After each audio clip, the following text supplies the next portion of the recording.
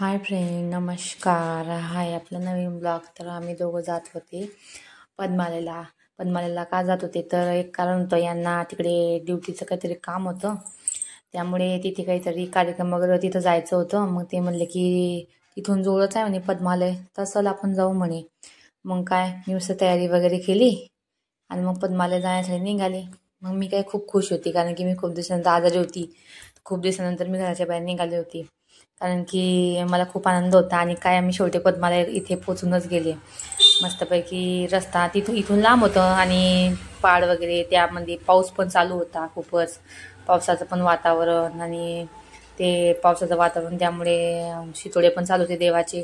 काय मी छत्री वगैरे पण सोबत घेऊन गेले होते. छत्री, रेनकोट वगैरे सगळं साहित्य जे लागतं ते.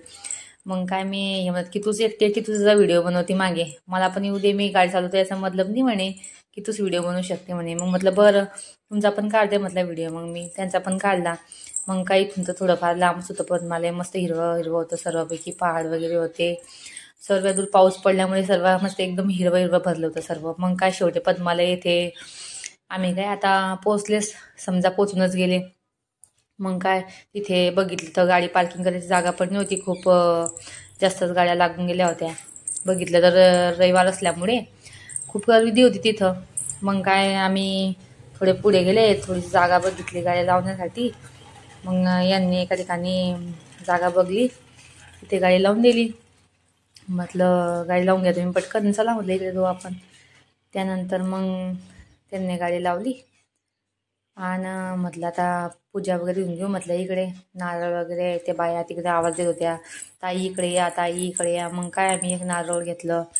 मस्त त्यांना म्हटलं फुलं पण द्या म्हटलं आम्हाला थोडेफार. फुलं कसं चांगले वाटतं म्हटलं, गुलाबाचं फुल पण दे ना म्हटलं त्यांना, असं म्हणलं मी. त्यांनी 2 घंटीचे फुल दिले, मग गुलाबाचे फुल पण दिलं. आणि मग हराई पण दिली, दोन दोन हराई दिली. 2 गणपती असतात तिथे, एक 2 गणपती आहे तिथं मस्तपैकी. आणि तिथं गेले आम्ही. मग काय नारळ घेतलं. मग हे म्हणे की 50 रुपयात झालं. हे बाई बोलले आम्हाला 50 रुपयाचं झालं म्हणे. मग म्हटलं मग एक नारळ आणि 2 फुलं आणि 1 हराई 50 रुपयाची डायरेक्ट सांगा बरं का. तिच्यामध्ये अगरबत्ती पण दिली. म्हटलं काही पण आहे इकडे तर. मग काय आम्ही पुढे गेले मस्त. मग पद्मालय इथे मंदिराच्या आतमध्ये एंट्री केली आम्ही ना. मग काय चालले पाहत पुरं वल्ल वल्लच होतं पावसामुळे. मी म्हणत चल ना पटपट, वेळ होतोय म्हणे आपल्याला. इकडे काय मस्त नदी वगैरे होती, त्याच्यामध्ये कमळाची वेलं पण होते.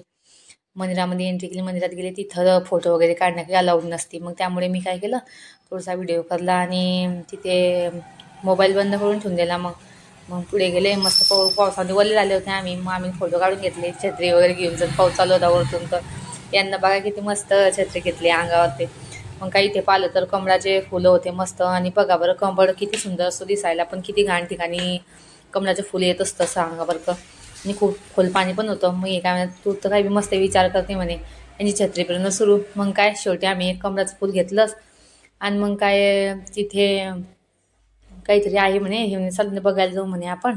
म्हणजे चला पुढे काय राहिला म्हणजे बाकी याचा अजून. हा म्हणे तिथे काहीतरी आहे म्हणे, खाली नदी वगैरे, झरणा वगैरे म्हणे बघण्यासारखं, तर जाऊ म्हणे आपण. म्हटलं ठीक आहे चला म्हटलं पुढे. मग काय पुढे जाण्यासाठी आम्ही निघाले, थोडे करता करता पुढे निघाले. तिथे काय रस्ता पण गुड्डे पण होते रस्त्यामध्ये, त्यामुळे. आणि इथे कसं गर्दी पण होती थोडीफार. मग काही आगाजी पायना होतं तिथं सगळं, म्हणजे यात्रा वरती होतं. पण ह्यावेळेस यात्रा नव्हती, म्हणजे यात्रानी पावसाळ्यात नसते, यात्रा उन्हाळ्यात वगैरे असते असं माहिती पडलं होतं आम्हाला. यात्रा ह्यावेळेस नसते, पण सहज आम्हाला गणपतीचे दर्शन करायचं होतं म्हणून त्यामुळे आम्ही तिथे गेले होते. मग काय शेवटी धीरे धीरे इकडे म्हटलं इकडनं रस्त्याने त्यांनी इकडच्या रस्त्यात घेतलं. आणि काय ते रस्ता बघितला तर ते पावसामुळे पुरंसं गारा वगैरे झाला होता रस्त्यावर. मग धीरे धीरे चालवा म्हटलं गाडी. कसं आहे म्हटलं, गाड्या असला म्हणजे गाडी स्लिप पण होते म्हटलं. काय म्हणलं धीरे धीरे चला म्हटलं. मग काय थोडे धीरे धीरे आम्ही जिथं जाणं होतं, भीमकुंड असतो म्हणतात तिथं, भीमकुंड बघण्यासाठी जाणं होतं. मला पण लक्षात नाही होतं. भीमकुंड मन सांगत होते ते की भीमकुंड आहे इथं बघायला जाऊ म्हणे आपण. आणि म्हटलं बरं चला म्हटलं.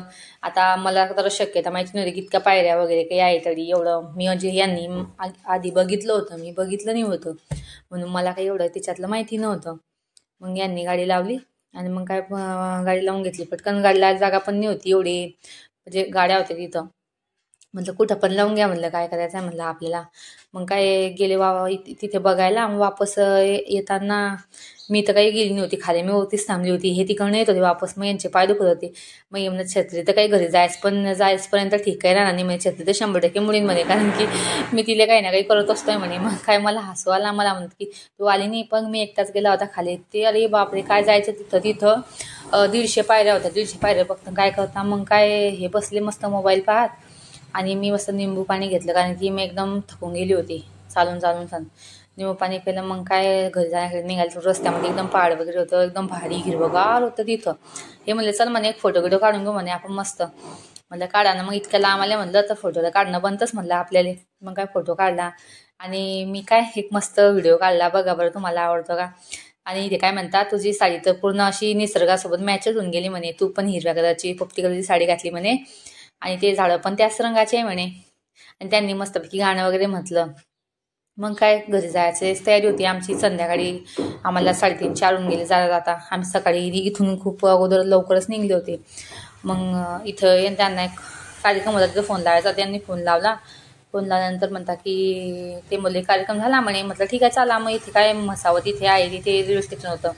तिथे मग काय रेल्वे येणार होती, तर त्यांनी गेट लावलेलं होतं. मग थोडासा वेट करावा लागला तिथे थोडासा. मग आम्ही वाट पाहिली. मग नंतर त्यांनी मग यांचं सबस्टेशन दाखवायला आहे ना म्हणलेला. तर माझे जे आहे ना ते या सबस्टेशनमध्ये ड्युटीला आहे. मग ते म्हणले की जाऊ द्या, मग तिथे साहेब वगैरे असतील, सर्वे म्हणतील की काय वाईफला घेऊन आल्या इथं. मग त्यामुळे आम्ही घरी पोचलो. तेवढ्यातच घरी आलं, तिथून लवकर जोडत होतं. मग काय मी कमळाचं मस्त कढी वगैरे घेऊन आली होती तिथून, आणि काही सामान वगैरे होतं ते घेतलं पटकन सामान काही ते म्हणून सर्व सामान माझ्याच हातातून दिलं. त्यांनी फक्त बॉटल घेतली, मला बॉटल घ्या. म्हटलं बॉटल कसं घेऊ, माझ्या हातात सर्व सामान. म्हटलं तुम्ही मला बॉटल देताय म्हटलं. त्यांनी लगेच बॉटल ठेवून दिली खाली. बॉटल ठेवली, मग कुलूप खोललं. आणि मग काय कुलूप खोलायची म्हणजे आमच्या घराची कडी एकदम, रूमची कडी एकदम जाम आहे डायरेक्टली. एवढी जाम आहे की त्यांच्यात पण निघत नाही. मग त्यांनी पटपट ते खोलायचा प्रयत्न केला, पण त्यांच्या हाताला लागत होतं. मग त्यांनी म्हटलं कुलूपाला चाबी लावून ठेवू, आणि मग नंतर ठेवून देऊ, मग खोलू. त्यांनी काय एकदम जोर लावला चालूच दिलं खोलणं त्याला. काय मग त्यांना म्हटलं की त्याच्यामध्ये थोडंसं तेल वगैरे ऑइल वगैरे टाका, तेवढं फ्री होऊन जाईल म्हटलं ते. मग काय धीरे खोलतच होते. मग त्यांनी थोड्या वेळातच तिथे कडी खोलीच थोड्या वेळानं. मग खोलूनच घेतली डायरेक्टली. असं खोलायचंच असते, घरात जायचं म्हणजे घर खोलायचं असते. मग काय शेवटी आम्ही घरी पोहोचले, फिरून वगैरे आले. मग खूप दमले होते. मग कपडे वगैरे वल्ले झाले, कपडे चेंज केले. आणि हे बघा मी किती वल्ल झाला म्हणे. मग काय मी मस्त कडी वगैरे दाखवली. बघा व्हिडिओ कसा वाटला, लाईक कमेंट करून सांगा. धन्यवाद.